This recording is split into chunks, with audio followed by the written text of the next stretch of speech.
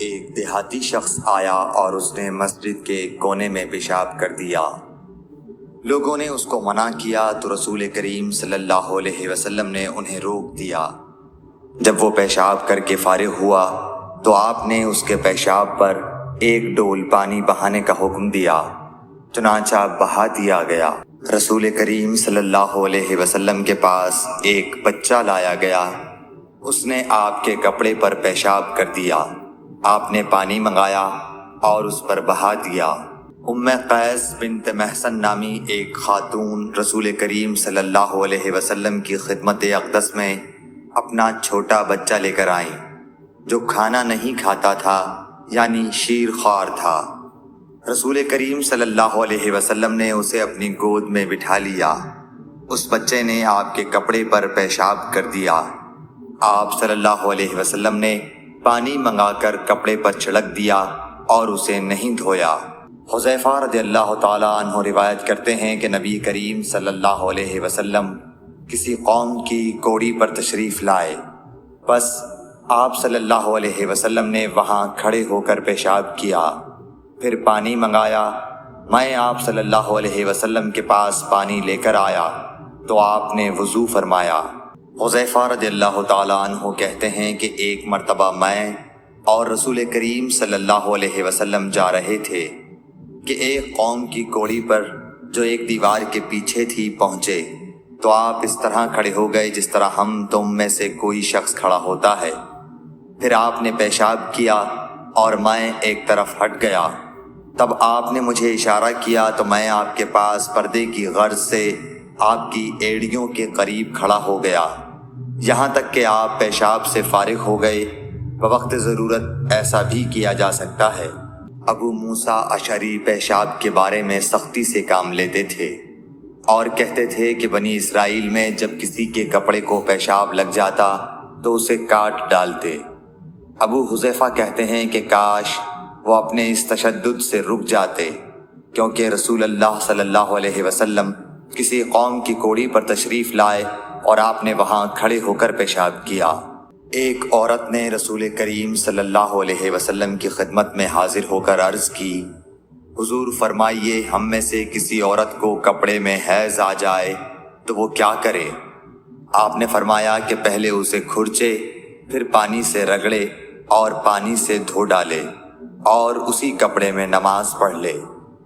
ابو حبیش کی بیٹی فاطمہ رسول اللہ صلی اللہ علیہ وسلم کی خدمت میں حاضر ہوئی اور اس نے کہا کہ میں ایک ایسی عورت ہوں جسے استحاضہ کی بیماری ہے، اس لیے میں پاک نہیں رہتی، تو کیا میں نماز چھوڑ دوں؟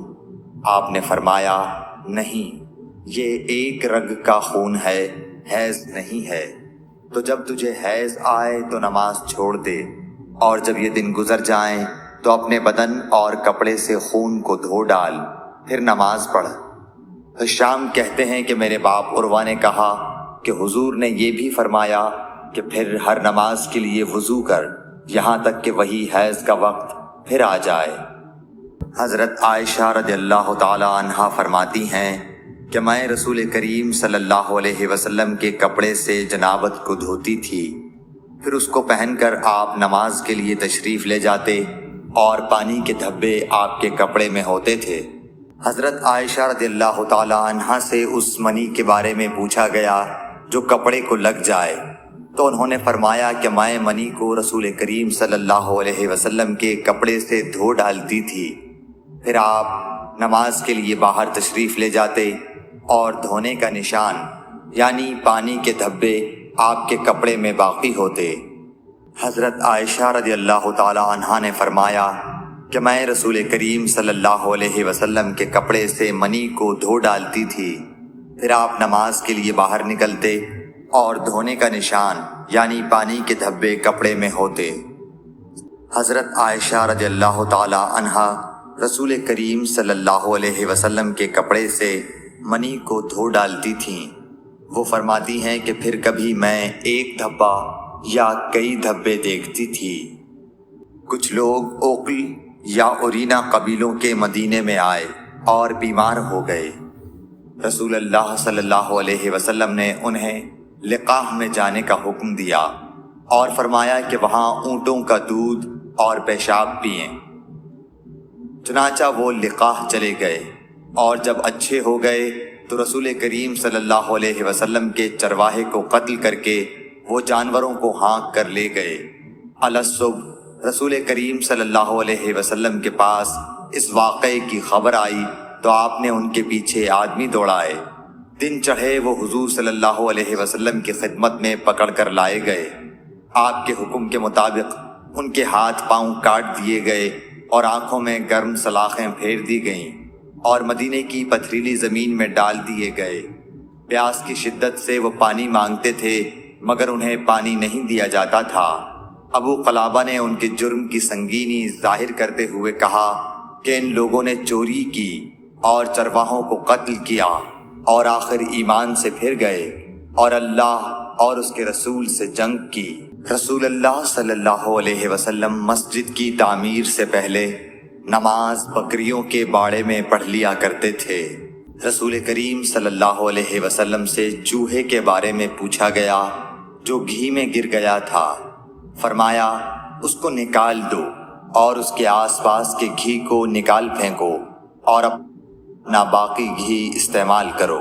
رسول کریم صلی اللہ علیہ وسلم سے چوہے کے بارے میں دریافت کیا گیا جو گھی میں گر گیا تھا۔ آپ نے فرمایا کہ اس چوہے کو اور اس کے آس پاس کے گھی کو نکال کر پھینک دو۔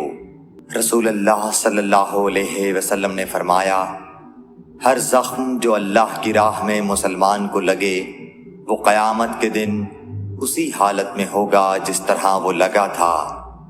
اس میں سے خون بہتا ہوگا جس کا رنگ تو خون سا ہوگا اور خوشبو مشک کی سی ہوگی۔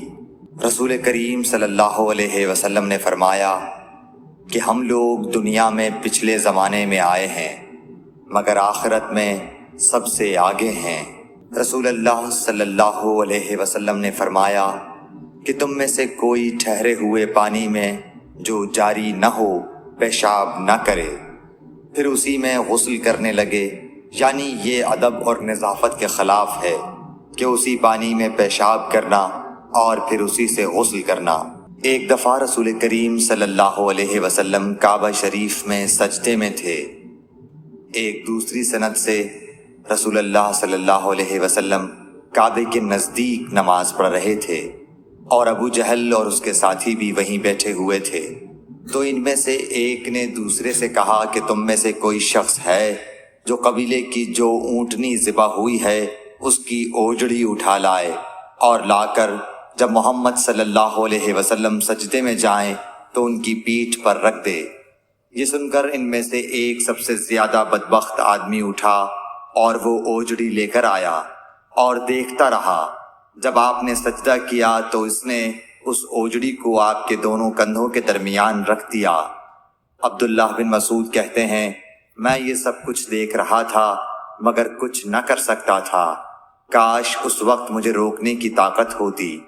عبداللہ کہتے ہیں کہ وہ ہنسنے لگے اور ہنسی کے مارے لوٹ پوٹ ہونے لگے اور رسول اللہ صلی اللہ علیہ وسلم سجدے میں تھے، بوجھ کی وجہ سے اپنا سر نہیں اٹھا سکتے تھے، یہاں تک کہ حضرت فاطمہ رضی اللہ تعالی عنہا آئیں اور وہ بوجھ آپ کی پیٹھ پر سے اتار کر پھینکا۔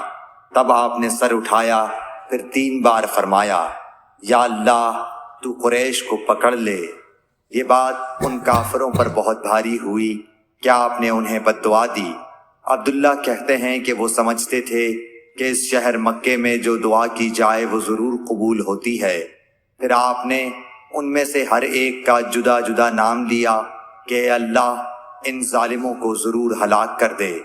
ابو جہل، عتبہ بن ربیعہ، شیبہ بن ربیعہ، ولید بن عتبہ، امیہ بن خلف اور عقبہ ابن ابی معیط کو۔ 7ویں آدمی کا نام بھی لیا مگر مجھے یاد نہیں رہا۔ اس ذات کی قسم جس کے قبضے میں میری جان ہے کہ جن لوگوں کے بد دعا کرتے وقت آپ نے نام لیے تھے میں نے ان کی لاشوں کو بدر کے کنویں میں پڑا ہوا دیکھا۔ حضرت انس رضی اللہ تعالی عنہ روایت کرتے ہیں کہ رسول اللہ صلی اللہ علیہ وسلم نے ایک مرتبہ اپنے کپڑے میں تھوکا۔ رسول کریم صلی اللہ علیہ وسلم نے فرمایا کہ پینے کی ہر وہ چیز جو نشہ لانے والی ہو حرام ہے۔ سہل بن سعد سعدی سے سنا کہ لوگوں نے ان سے پوچھا، اور میں اس وقت سہل کے اتنا قریب تھا کہ میرے اور ان کے درمیان کوئی دوسرا حائل نہ تھا، کہ رسول اللہ صلی اللہ علیہ وسلم کے احد کے زخم کا علاج کس دوا سے کیا گیا تھا۔ انہوں نے کہا کہ اس بات کا جاننے والا اب مجھ سے زیادہ کوئی نہیں رہا۔ علی رضی اللہ تعالی عنہ اپنی ڈھال میں پانی لاتے اور حضرت فاطمہ رضی اللہ تعالی عنہا آپ کے منہ سے خون دھوتیں، پھر ایک بوریا کا ٹکڑا جلایا گیا اور آپ کے زخم میں بھر دیا گیا۔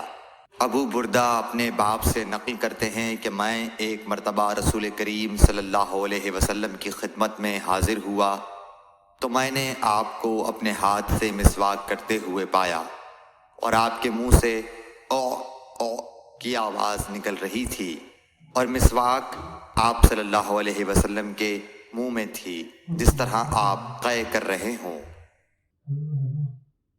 رسول کریم صلی اللہ علیہ وسلم جب رات کو اٹھتے تو اپنے منہ کو مسواک سے صاف کرتے۔ رسول کریم صلی اللہ علیہ وسلم نے فرمایا کہ میں نے دیکھا کہ خواب میں مسواک کر رہا ہوں تو میرے پاس دو آدمی آئے، ایک ان میں سے دوسرے سے بڑا تھا، تو میں نے چھوٹے کو مسواک دے دی، پھر مجھ سے کہا گیا کہ بڑے کو دو، تب میں نے ان میں سے بڑے کو دی۔ رسول اللہ صلی اللہ علیہ وسلم نے فرمایا کہ جب تم اپنے بستر پر لیٹنے آؤ تو اس طرح وضو کرو جس طرح نماز کے لیے کرتے ہو، پھر داہنی کروٹ پر لیٹ کر یوں کہو، اے اللہ، میں نے اپنا چہرہ تیری طرف جھکا دیا، اپنا معاملہ تیرے ہی سپرد کر دیا، میں نے تیرے ثواب کی توقع اور تیرے عذاب کے ڈر سے تجھے ہی پشت پناہ بنا لیا، تیرے سوا کہیں پناہ اور نجات کی جگہ نہیں۔ اے اللہ، جو کتاب تو نے نازل کی میں اس پر ایمان لایا، جو نبی تو نے بھیجا میں اس پر ایمان لایا، تو اگر اس حالت میں اسی رات مر گیا تو فطرت پر مرے گا، اور اس دعا کو سب باتوں کے آخر میں پڑھ۔ حضرت برا کہتے ہیں کہ میں نے رسول اللہ صلی اللہ علیہ وسلم کے سامنے اس دعا کو دوبارہ پڑھا۔